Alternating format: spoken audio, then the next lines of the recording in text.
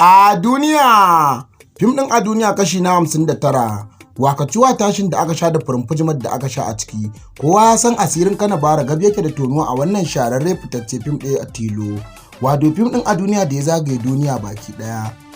Ganin inda hukumar 'yan sanda suka sa tsauri a gurin da aka kama daba-daba ana zaton ya mutu to bai mutu ba, aka kai shi asibiti ana ajiye shi. Kanabara ya yi wa ubanta waya, ma'ana dai ya zo daga garin Kaduna. Madadin ya shiga ya karasa gawar to shi an kusa karasa tasa gawar.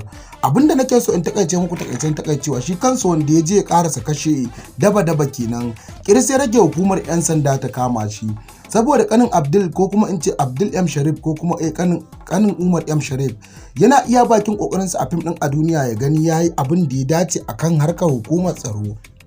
Sai dai amma abin ya bada mamaki, abin ya bada tsoro. Ta cikin but ya fice shi wannan kiriminal din da ake nema.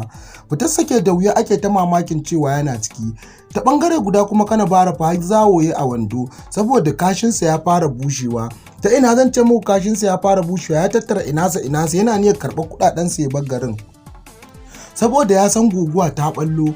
Ta bari guda kuma wai an yi kiransa an ce hadari ne ya taso. Ya ce ka ce mana hadari ne ya taso, mu da ruwa ake yi hadda kankara a nan gurin. Wannan shi ake cewa wata sabuwar waka da Dauda Kahutu rararan waka yayi masu gudu su gudu. Aiko wannan jarumai sun fita a guje saboda Kanabara yana tsaka, ma'ana da yana ruwa tsindindim kusa da kada turka shi. Ko ya wannan hali Kanabara zai shiga idan aka kama shi? Su Gabi kuwa da Abba, ma'ana dai kannan Kanabaro, suna gefe suna zuba sarautar Allah ido. Dan Kanabara ya bada announcement cewa a rufe mai gida ranka ta kaf.